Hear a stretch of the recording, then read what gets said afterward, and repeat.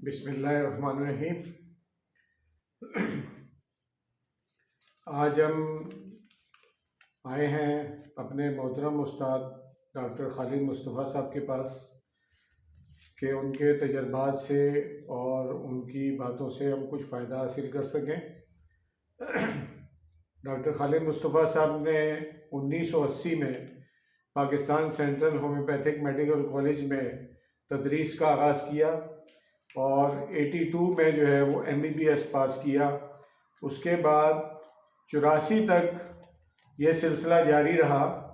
इसके बाद जब होम्योपैथिक हॉस्पिटल का क़याम अमल में आया तो आपने वहाँ ज्वाइन किया। आप सोच रहे होंगे कि एक एलोपैथिक डॉक्टर और होम्योपैथिक हॉस्पिटल में कैसे, तो हम इनसे पूछते हैं कि आप पहले हॉस्पिटल्स में जॉब करते रहे, दूसरे अस्पतालों में काम करते रहे, तो होम्योपैथी की तरफ किस तरह से रुझान हुआ, तो उन्हीं की ज़ुबानी हम सुनते हैं। जी सर। जब MBBS कर लिया मैंने तो उसके बाद सिविल हॉस्पिटल में और दीगर प्राइवेट कुछ हॉस्पिटल्स में भी काम किया।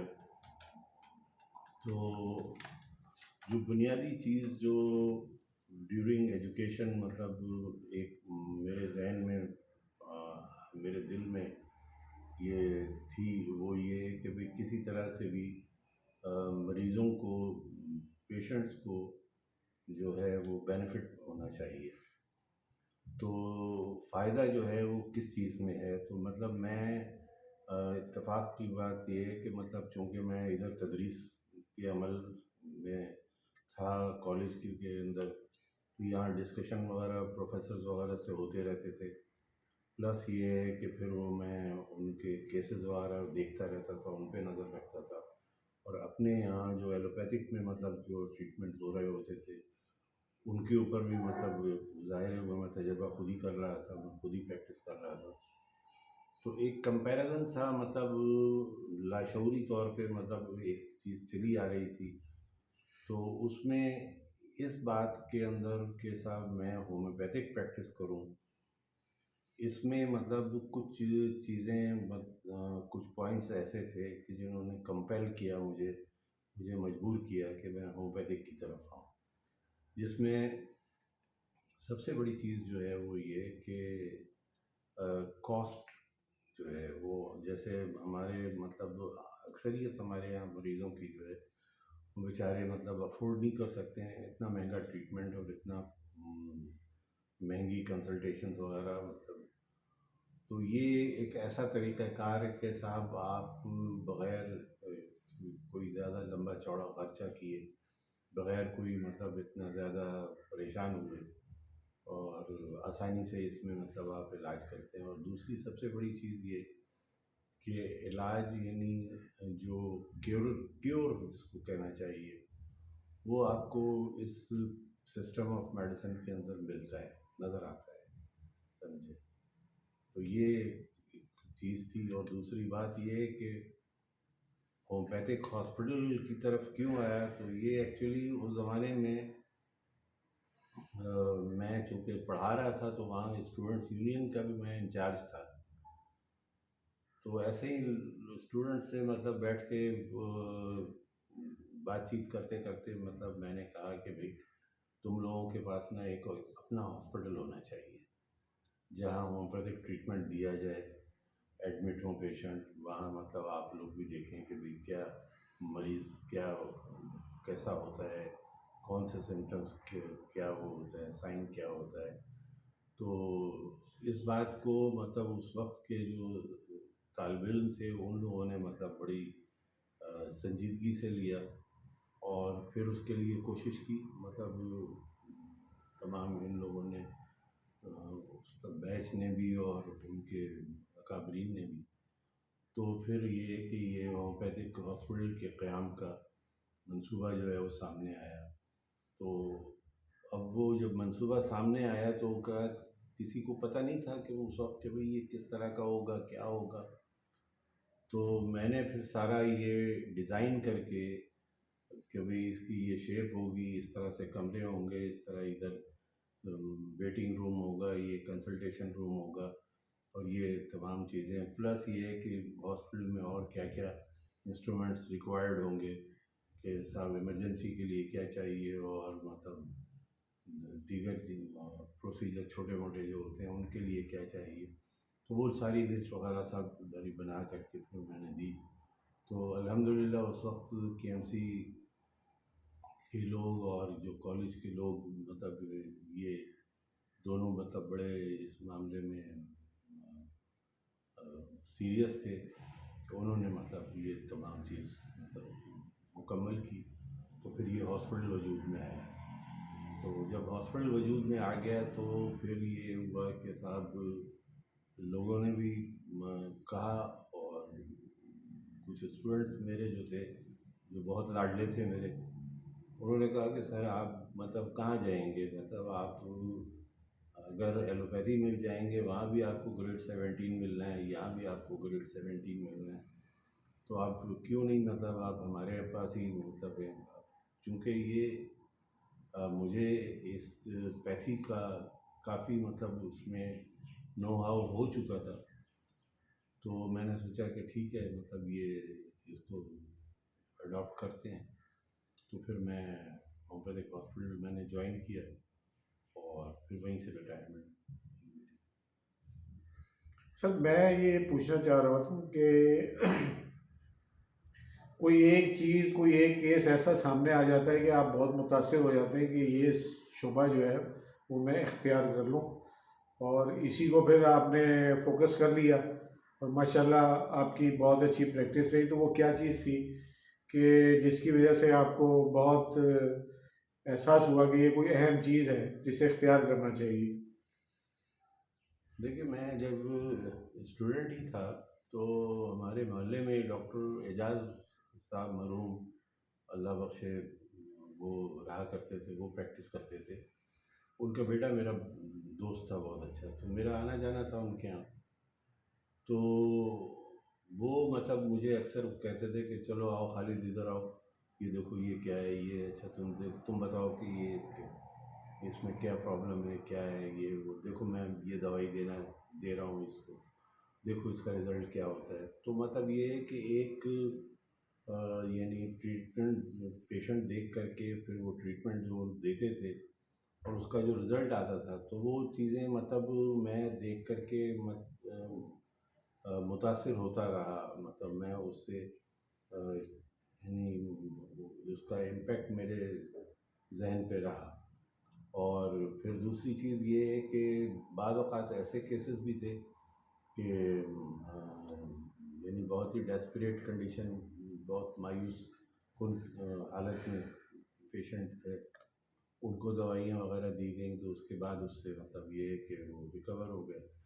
तो अब आपको मैं बड़ी एक बात बताता हूँ पर्सनल उसकी। मेरी वालिदा को मतलब वो आईसीयू में थी, तो डॉक्टरों ने मतलब जवाब दे दिया कि भाई मतलब ये तो कोमा में थी मतलब वो। तो डॉक्टरों ने जवाब दे दिया, कहने लगे कि साहब ये मतलब अब आप लोग बुला लें अपने रिश्तेदारों को, घर ले जाना चाहें तो ले जाएं, नहीं तो यहीं मतलब ये कि बहुत कंडीशन इनकी सीरियस है।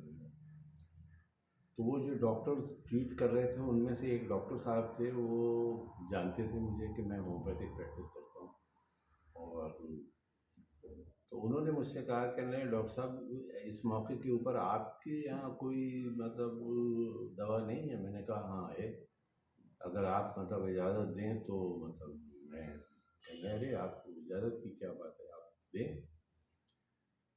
तो मैं गया मतलब वहाँ से फार्मेसी, वहाँ से मतलब एक मेडिसिन ले कर के आया। मैं नाम बता देता हूँ आपको, ओपियम 200 फ्लुएंसी। तो वो मैं लेकर के आया और वो मैंने मतलब वालदा की ज़ुबान के नीचे एक कतरा टपका दिया। तो टपका देने के बाद फिर मतलब वहाँ बैठ गए। तो सारे लोग मतलब इसी इसमें थे कि भाई जैसे जैसे वक्त गुजर रहा है अब ये शायद मतलब मामला ख़त्म की तरफ जा रहा है। तो रात गुजर गई, जब सुबह हुई तो मतलब आवाज़ दी तो अम्मा ने हाथ हिलाया। तो सारे भाई बहन मतलब बड़े खुशी से वो पागल हो गए कि भाई ये क्या हो गया, ये तो मतलब बड़ी वो। फिर डॉक्टर को बुलाया, डॉक्टरों ने आकर के देखा तो वो सुबह मतलब राउंड पे जब डॉक्टर आए तो माशाल्लाह अम्मा जो है वो बात कर रही थी, मतलब बहुत धीमी आवाज़ में बोल ही रही थी। तो वो डॉक्टर जो थे वो उनका कहना ये था कि भाई मतलब ये तो मुआजिज़ा है, इट्स ए मिरेकल। तो फिर वो डॉक्टर साहब जिन्होंने मुझसे कहा था, तो मैंने कहा डॉक्टर साहब आपने देख लिया? कह रहे यार मतलब really I know I have come to brief to you कि भाई मतलब होम्योपैथिक वाकई साइंस है और बहुत इफेक्टिव साइंस है। तो ये इस किस्म के मतलब बहुत सारे वाक़यात, बहुत सारे मतलब अ, वो थे, केसेस थे ऐसे कि जिन्होंने दिन ब दिन मतलब मेरे एतमाद को इस पैथी के ऊपर मजबूत किया और बहुत मतलब तक़वियत दी मतलब मुझे। और मैं ये समझता हूँ कि मतलब बहुत बहुत कामयाबी रही मुझे, बहुत कामयाबी। अच्छा, ये आपने जो है वो जो तालीम हासिल की, आपके पुराने दोस्त आपको मिलते होंगे और जब आप उनको बताते होंगे कि मैं होम्योपैथिक की प्रैक्टिस कर रहा हूँ, तो उनसे कोई बहस मुबाहिसा भी होता होगा या आप बताते होंगे, तो वो गुफ्तगू कैसी रहती है उनके दरमियान कि भाई ये कहाँ चले गए, आप किस सिस्टम की तरफ चले गए? देखिए ये बात बड़ी सही कही आपने। मतलब बहुत सारे मेरे जो क्लास फेलोज़ हैं वो, और बल्कि कुछ और लोग भी, वो ये कहते हैं कि यार ये पढ़ लिख करके ये क्या तुम मतलब तुमने जाइलों वाला ये ट्रीटमेंट, ये तरीक़ाकार इख्तियार कर लिया।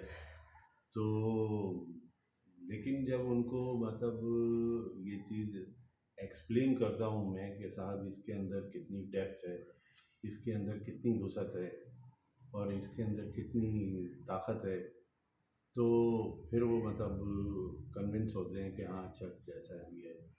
तो उसमें बाज़ तो ऐसे हैं कि बहुत सारे मतलब डॉक्टर्स मेरे अपने क्लास फेलोज़ हैं और मेरे जानने वाले हैं कि जो ट्रीटमेंट मतलब वो खुद प्रैक्टिस तो एलोपैथिक करते हैं लेकिन ट्रीटमेंट मुझसे वो होम्योपैथिक कर लेते हैं। मतलब वो अपने बाल बच्चों का अपना ट्रीटमेंट वो मुझसे करवाते हैं।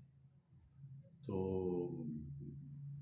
ये मतलब बिल्कुल ये है कि जो लोग इस साइंस को कुछ समझते हैं, जानते हैं इसके बारे में, वो तो बहुत कदर की नज़र से देखते हैं, वो तो मतलब बड़ी रिस्पेक्ट करते हैं। और जो लोग नहीं जानते हैं मतलब वो समझते हैं कि जो उन्होंने पढ़ लिया वही सब कुछ है, तो ज़ाहिर है वो मतलब फिर वो उनके लिए तो हम क्या कर सकते हैं।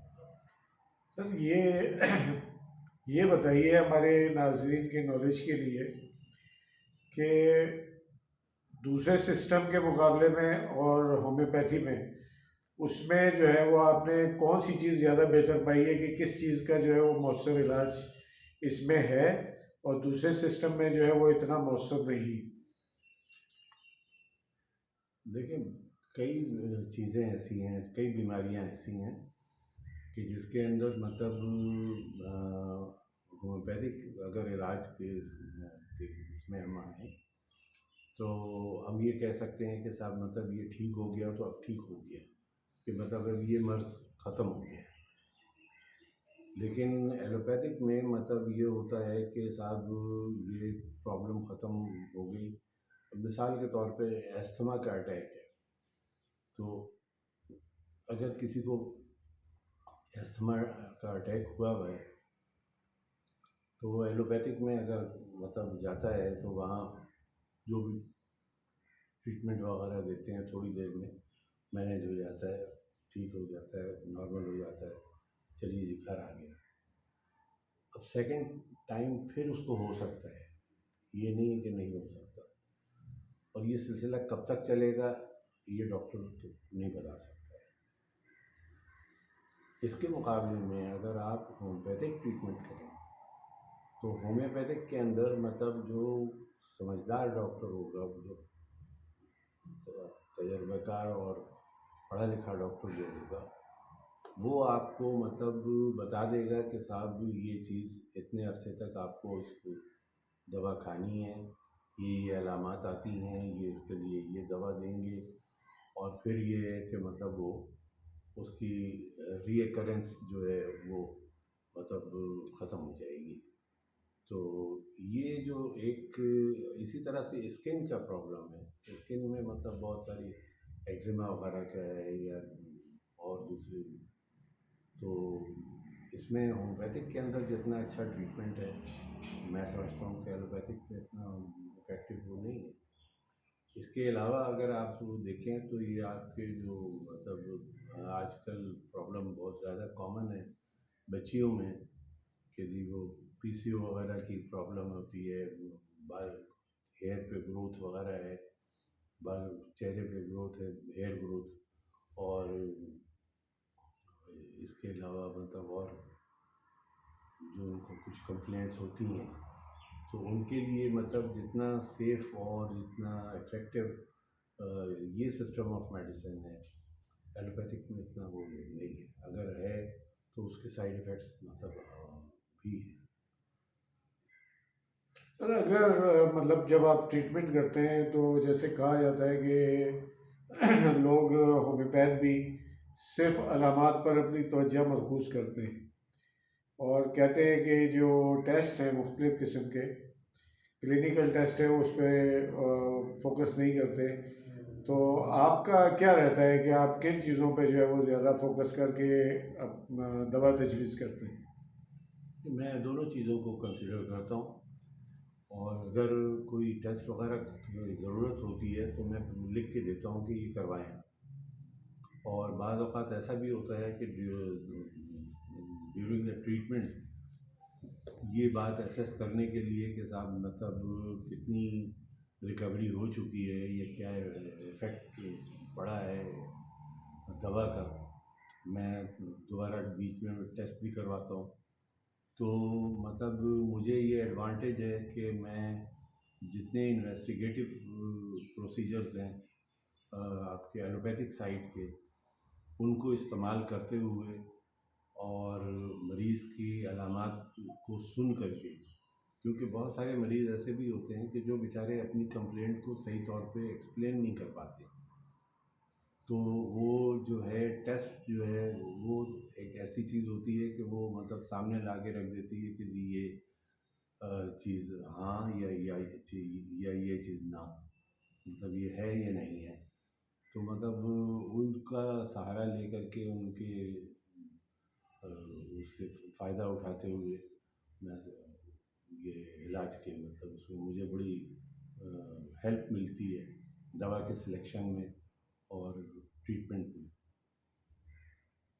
सर ये जो सर्जिकल केसेस होते हैं तो उसमें जो है वो आपने देखा होगा कि होम्योपैथी में कि कुछ चीज़ें ऐसी हैं जो बगैर सर्जरी के हो जाती हैं, ठीक हो जाती हैं, और कुछ चीज़ें ऐसी होती हैं जो शायद आप किसी जगह रेफ़र करते हैं कि इसकी सर्जरी करवा लें। तो ऐसी कौन सी बीमारियां हैं जो होम्योपैथी में बगैर सर्जरी के उसका इलाज हो जाता है? देखिए कई एक वो है सर्जरी जो है मतलब ये कोई शजर ममनुआ नहीं है, ये भी मतलब for the benefit of the patient और हेल्थ ऑफ द पेशेंट ही परफॉर्म की जाती है। तो लेकिन ये कि मतलब नेसेसरी है या अननेसेसरी है, ये डिबेटेबल बात है। तो मैं मतलब कितनी दफ़ा कितने केसेस ऐसे हैं कि जिनमें सर्जरी एडवाइस कर दी गई कि भाई मतलब आप पित्ते में पथरी है तो उसका इलाज ये है कि सिर्फ सर्जरी होगी। लेकिन होम्योपैथिक ट्रीटमेंट अगर लें तो मतलब मैं समझता हूँ कि 50% से ज़्यादा केसेस ऐसे होते हैं कि जिसमें वो डिज़ॉल्व हो जाती है पथरी। इसी तरीके से आपके जो किडनी स्टोन्स हैं इनके बारे में मतलब आमतौर पे होता है कि सर्जरी से या कोई और इंटरवेंशन मतलब करके फिर उसको ट्रीट किया जाए। तो अगर होम्योपैथिक ट्रीटमेंट पे मतलब रखें तो वो बगैर उसके किसी प्रोसीजर या इंटरवेंशन के मतलब आप उसको स्टोन पास हो जाता है, निकल जाता है। लेकिन स्टोन के इसमें मतलब फिर वही बात मैं कहता हूँ कि कुछ मकामात ऐसे होते हैं कि जहाँ मतलब आपको सर्जरी की तरफ ही जाना होता है। जैसे मिसाल के तौर पे कोई स्टोन्स, किडनी स्टोन्स में एक स्टोन कहलाता है स्टैगहॉर्न कैलकुलस, खासा बड़ा होता है और वो 12 सिंगे की तरह की, जैसे उसकी सींग होती हैं तो इस तरह की उसकी ब्रांचेस होती हैं।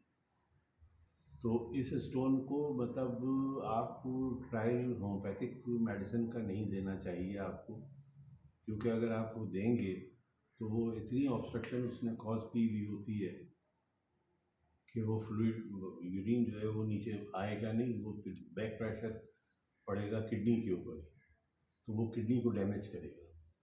तो इस सूरत में मतलब बेहतर यही होता है कि आप इसको सर्जरी करवा करके वो स्टोन को निकलवा लें और वो किडनी को सेव कर लें। तो सर ये जो आपने किडनी का जिक्र किया, कुछ लोग ये दावा करते हैं कि जो रीनल फेलियर के केसेस हैं अगर होम्योपैथिक दवा इस्तेमाल की जाए तो डायलिसिस कराने की ज़रूरत नहीं पड़ती, क्या ऐसे ही है? देखिए, कुछ केसेस में तो मतलब ये बात सही साबित होती है। यानी कई एक ऐसे पेशेंट भी थे कि जिनकी डायलिसिस हो रही थी और उनका ट्रीटमेंट हुआ और उसके बाद फिर वो डायलिसिस जो है मतलब वो रोक दी गई, मतलब उन्होंने कहा अब ज़रूरत नहीं है, अब आप मतलब ठीक है, माशाल्लाह बेहतर है। लेकिन कुछ केसेस ऐसे होते हैं कि जहाँ मतलब आपको ये किडनी का डैमेज जो है वो परमानेंट होता है, वहाँ डायलिसिस करवानी ही होती है।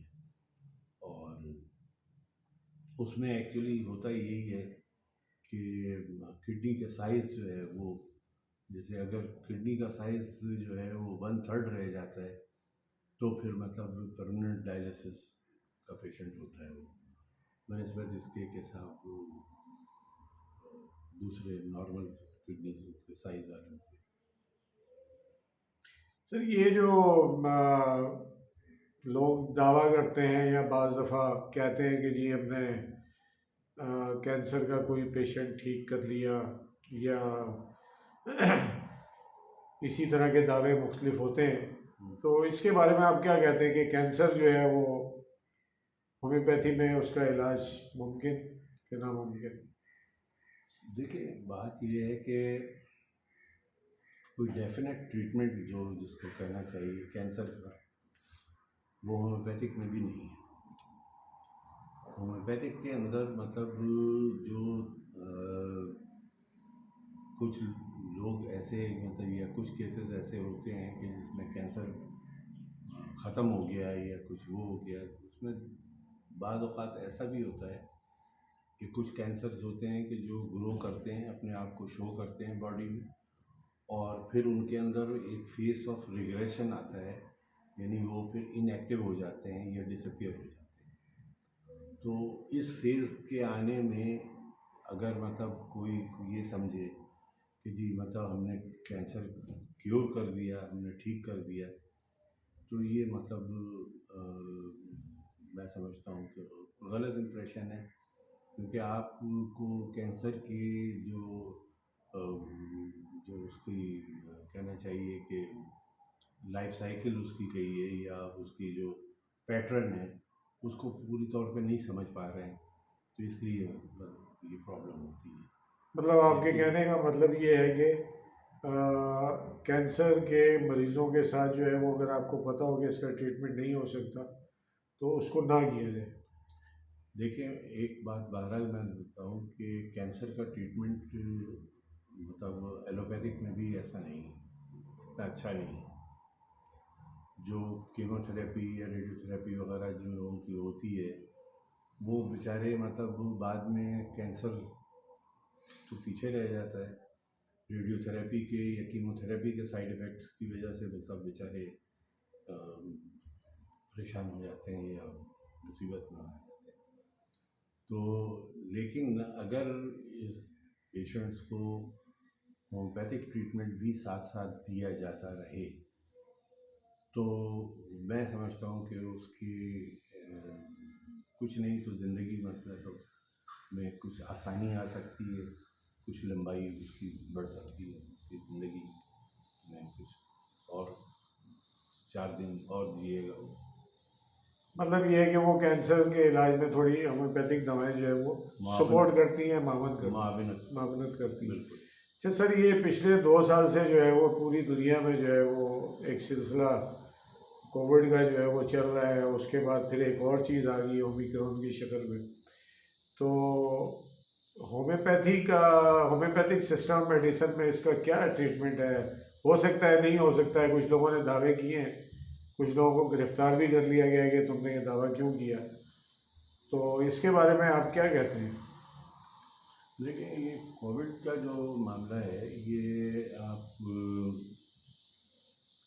एक्चुअली मतलब ये रिजेंबल करता है फ्लू वायरस का, जो इन्फ्लुएंजा का जो वायरस है उससे। तो अगर आप शुरू में ही मतलब पेशेंट्स को आप इन्फ्लुएंजीनम एक मेडिसिन है नोसोडेल, वो 200 में या 1 में मतलब दे देते हैं, तो फिर ये है कि मतलब कोविड का जो के जो बुरे असरात हैं या कोविड की बीमारी जो है वो इतनी शदीद नहीं हो पाती अगर उसको लगी भी तो। अव्वल तो मतलब वो उसमें इतनी रेजिस्टेंस आ जाती है कि वो बीमारी उसमें आती नहीं, सिम्टम्स नहीं आते उसके अंदर। तो लेकिन अगर आ गए हैं सिम्टम्स तो फिर मैं समझता हूँ कि कुछ दवाइयाँ ऐसी हैं कि जो बहुत कारगर होती हैं इसके अंदर। और मैं नाम बता देता हूँ, 4-5 दवाइयाँ हैं ताकि होम्योपैथ जो हमारे शागिर्द हजरात हैं उनको हेल्प हो सके। फिर एंटिमटार्ड है, आर्सेनिक एल्बम है, आपके स्पॉन्जिया है, आपका ये एस्पिडोस्पर्मा है। हाँ जी। तो ये इनकी डिफरेंट स्टेजेस होती हैं कि वो कब मतलब कौन सी दवा देनी है, ये उस स्टेज को पहचान करके कि मतलब आप दवा दें, पेशेंट मतलब रिकवर कर जाता है, अल्लाह का शुक्र है, तो बच जाता है। सर, ये एक प्रोग्राम में आपने जो है वो लोगों से पूछा था कि भाई आपके पास 5 लाख रुपए हैं, तो उसमें जो है वो सिर्फ 4-5 अफराद ने जो है वो हाथ उठाए कि मेरे पास जो है वो 5 लाख रुपए हैं। तो उस सवाल की बुनियादी वजह क्या थी, ज़रा आप बताएंगे? उस सवाल की बुनियादी वजह जो थी इस करने की वो ये थी कि वो एक्चुअली प्रोग्राम था हार्ट डिजीज़ के ऊपर। कि हार्ट डिजीज़ जो हैं मतलब बहुत कॉमन होती जा रही हैं, दिल की बीमारियां। तो और इसका इलाज जो है वो मतलब हमारे यहाँ बड़ा महंगा इलाज होता है। यानी एक आम उस दौर में जिस वक्त ये बात की थी तो उस दौर में 5 लाख रुपए एक बहुत बड़ी रकम होती थी। और वो बाईपास ऑपरेशन वगैरह के चार्जेस जो हैं वो लगभग इतने ही होते थे। अब तो भाई खैर बहुत ज़्यादा हो गए हैं, उससे भी ज़्यादा हो गए। तो जाहिर है कि हर आदमी अफोर्ड नहीं कर सकता ये इतना मतलब वो बड़ा अमाउंट जो है वो नहीं खर्च कर सकता। और आजकल तो मतलब जो NICVD में भी जो है वो ये काम ख़त्म हो गया है, और वहाँ भी वो कहते हैं कि आप जो है 5 लाख रुपए जमा कराएं, 6 लाख रुपए जमा कराएं, फिर ऑपरेशन होगा। तो ऐसे गरीब लोगों के लिए जो है वो होम्योपैथिक के पास कोई हल है? यही मैं आपसे बताना चाह रहा हूँ कि देखें ये यानी प्रॉब्लम्स जो हैं या ये बीमारियाँ इनके लिए होम्योपैथिक में भी मतलब बहुत अच्छी दवाइयाँ हैं। और कुछ लोग तो मेरे पास ऐसे ज़ेरे इलाज हैं जिनके बारे में मतलब डॉक्टरों ने कह दिया कि जी हम इनका ऑपरेशन भी नहीं कर सकते हैं, कि मतलब कुछ मजबूरियाँ हैं कि जी इनको बेहोश करना जो है ये बड़ा मुश्किल काम है, ये ऑपरेशन जो है वो इतना कॉम्प्लिकेटेड होगा कि मतलब सक्सेसफुल होने के चांसेस कम है, तो लिहाजा ऐसे ही मेडिसिन पे ही मतलब इनको रखें। तो ऐसे मरीज़ों के लिए भी है मतलब होम्योपैथिक में दवाइयाँ मौजूद हैं। तो मैं समझता हूँ कि मतलब ये चीज़ जो है वो आजमाई जाए और उनके साथ मतलब उनको दी जाए तो बहुत फ़ायदा हो सकता है, और लोगों की जो है वो बचत हो सकती है। बहुत लोगों की बचत हो सकती है। सर ये फरमाइए कि जो ख़वातीन के मसाइल हैं गायनी ऑप्स वगैरह के और इनफर्टिलिटी के, होम्योपैथी इस सिलसिले में क्या कर सकती है? होम्योपैथी तो इस सिलसिले में मैं आपको बताऊं कि अ, जैसा अच्छा काम होम्योपैथी कर सकती है ऐसा एलोपैथिक वाले शायद सोच भी नहीं सकते। यानी एक मसलन क्या हो? मिसाल के तौर पे मैं आपको बताता हूँ कि साहब मेरे पास एक दो नहीं कितनी केसेस ऐसे आए कि जी शादी हो गई है, 12 साल हो गए, 13 साल हो गए, समझे, तो औलाद नहीं है। अब उसमें मतलब ट्रीटमेंट जो है वो फिर मतलब इन्वेस्टिगेशन करवाते हैं कि भाई मेल और फीमेल दोनों की कि भाई क्या है, तो फिर जो भी ट्रीटमेंट जो भी मतलब प्रॉब्लम हुई बीमारी मेल साइड पे है तो उसका ट्रीटमेंट, और अगर फीमेल साइड पे है तो फिर उसके लिए उसका ट्रीटमेंट। तो आमतौर पे ज़्यादातर प्रॉब्लम जो है वो फीमेल साइड पे होती है, तो उनको जो दवाइयाँ वगैरह इस्तेमाल करवाते हैं तो अल्लाह का शुक्र है कि जब वो नॉर्मल हो जाती हैं तो वो कंसीव कर लेती हैं और वो प्रॉब्लम अल्लाह की मदद से ठीक हो जाती है। सर ये एजोस्पर्मिया जो है इसके बारे में क्या कहते हैं? एजोस्पर्मिया देखें मतलब ये एक तो होता है सेकेंडरी, एक होता है प्राइमरी। प्राइमरी इसमें तो मतलब कोई होप इतनी नहीं होती, लेकिन हाँ सेकेंडरी जो मतलब किसी वजह से हो गई है एंजियोस्पर्मिया, कि जैसे कुछ दवाइयों की टॉक्सिसिटी होती है, कुछ मेटल्स की या केमिकल्स की टॉक्सिसिटी की वजह से, तो उसमें मतलब ये है कि चांसेस बहुत हैं मतलब होम्योपैथिक के अंदर कि वो रिकवर हो जाएगा और नॉर्मलाइज हो जाएगा। और स्किन डिजीज जो है इसके बारे में क्या कहते हैं आप? स्किन डिजीज़ तो मैं कहता हूँ कि ट्रीटमेंट ही सिर्फ होम्योपैथिक में एलोपैथिक में कुछ नहीं, स्ट्रेट अवे। अच्छा ये बाज़ लोग जो है वो इस का प्रोपेगेंडा करते हैं कि होम्योपैथिक सिस्टम जो है ऐसी दकियानूसी सिस्टम है, कोई तहकीक नहीं है, कोई रिसर्च नहीं है, और दवाओं की भी इसमें जो है वो पावर नहीं है जो इलाज कर सके। तो इसके बारे में आप क्या कहेंगे कि साइंटिफिकली जो है वो ये होम्योपैथी सिस्टम जो है वो कुछ वजूद रखता है कि नहीं? देखिए ये तो कहना मतलब इंतहाई गैर मुनासिब बात है कि ये अ, कोई साइंटिफिक वो नहीं है। इसका जो मौजूद था स्मोएल हाइलमैन, जो मतलब जिन्होंने ये चीज़ दरियाफ्त की थी, वो अपने वक्त का बहुत बड़ा बायोकेमिस्ट था और बहुत बड़ा फिजिशियन था। और फिर उसने एक दवाइयों से अपनी दवाइयों से मतलब ऐसे ऐसे लोगों के इलाज किए, हत्ता कि एक पागल खाने में मतलब वहाँ जा कर के उसने पागलों का इलाज शुरू किया तो वो पागल खाना बंद करना पड़ गया कि वो सब ठीक हो गए थे। और दूसरी चीज़ ये है कि ये जब से होम्योपैथिक शुरू हुई है प्रैक्टिस स्मोएल हाइलमैन के ज़माने से लेके आज तक का इतना लंबा अरसा गुजरा है, तो इस दौरान में अगर कोई अनसाइंटिफिक चीज़ होती तो वो ख़त्म हो जाती। अब जैसे मिसाल के तौर पे बहुत सारे मतलब आप सुनते होंगे ना कि जी ये इसका टोटका है, ये फलाना टोटका है, ये है, वो है। ये सारी तमाम चीज़ें जो हैं वो मतलब आती हैं, कुछ अरसे के लिए मतलब उनका शोहरा होता है और उसके बाद फिर ख़त्म हो जाती हैं, फिर मतलब कोई पूछता भी नहीं, देखता भी नहीं। तो वो चीज़ जो जिसके अंदर कोई ख़राबी होती है, वो आहिस्ता आहिस्ता टाइम के गुज़रने के साथ साथ ख़त्म होती चली जाती है। अब फॉर एग्ज़ाम्पल मतलब मैं आपको बताऊँ, एलोपैथिक में क्लोरोमाइसिटीन एक मेडिसिन थी जो एक ज़माने में टाइफाइड की फर्स्ट चॉइस मेडिसिन होती थी। आज क्लोरोमाइसिटीन जो है वो बैन हो गई है।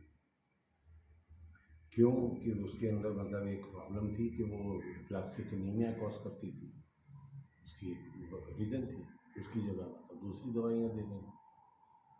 तो इसी तरीके से मतलब अगर होम्योपैथी के अंदर कोई ऐसा फ्लॉ होता, ऐसा कमी होती या ऐसी कोई ख़राबी होती या गलती होती, तो वो चीज़ एलिमिनेट हो जाती, वो ख़त्म हो जाती। लेकिन ऐसा नहीं हुआ है। अब तो हो क्या रहा है कि जो मैं देख रहा हूँ कि बहुत सारी चीज़ें, बहुत सारी नई रेमेडीज़ आ गई हैं और वो रेमेडीज़ जो हैं वो हम अपने वो जवार में इर्द-गिर्द के जो माहौलियाती चीज़ें हैं उनसे मतलब बनी हुई हैं। तो और उनका एक अपना असर है, उनकी अपनी प्रूविंग है, उनकी मतलब सिम्पटम्स, उसकी मतलब बाकायदा सिम्टोमेटोलॉजी उनकी की गई है। और रह गई बात रिसर्च की, तो रिसर्च तो मतलब ठीक है, हमारे यहाँ नहीं हो रही है, लेकिन दुनिया तो कर रही है इसके ऊपर रिसर्च। दुनिया में तो अब ये होम्योपैथिक का जो सिस्टम है वो मतलब दिन ब दिन इसकी मतलब प्रैक्टिस बढ़ती जा रही है। और मैं नहीं समझता हूँ कि ये किसी भी तौर पे ये, बल्कि मेरा अपना कहना ये है कि ये एक होता है फिज़िक्स, एक होता है मेटाफिज़िक्स, जिसको आप यूँ कहें कि एक तबीयात होता है, एक माबादुत तबीयात होता है। ये उससे मतलब जिसको कहना चाहिए कि फिज़िक्स के ऊपर के लेवल की चीज़ है, तबीयात से ऊपर के बाद वाली लेवल की चीज़ है, या आप यूँ समझें कि ये पोस्ट ग्रेजुएशन लेवल की चीज़ ये साइंस है, जो प्रैक्टिस करते हैं। सर ये फरमाइए कि मतलब हमारी गुफ्तगू जो है वो कुछ होम्योपैथ भी सुन रहे हैं। पोटेंसीज जो है उसके सिलेक्शन में लोगों को दुश्वारी होती है, तो हमें जो है वो पोटेंसीज की सिलेक्शन के लिए क्या करना चाहिए एक्यूट डिजीज़ में और क्रॉनिक डिजीज़ के अंदर? देखिए, पोटेंसीज़ जो है ना मतलब इनके सिलेक्शन का 2-3 मोटे-मोटे उसूल हैं। वो ये कि अगर डिज़ीज़ मतलब ज़्यादा क्रॉनिक है, पुरानी है ये, तो लोअर पोटेंसीज़ मतलब आप से शुरू करते हैं और फिर मतलब ज़रूरत पड़ने पे आप पोटेंसी बढ़ाते हैं। और यानी कुछ ये भी है कि साहब अगर डिज़ीज़ यानी आप यूँ समझें कि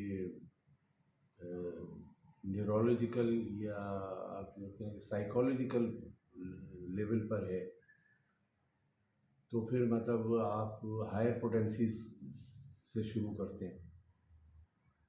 तो यानी ये डिपेंड करता है हर केस के ऊपर कि वो मतलब किस नौइयत का केस है, तो उसी हिसाब से फिर।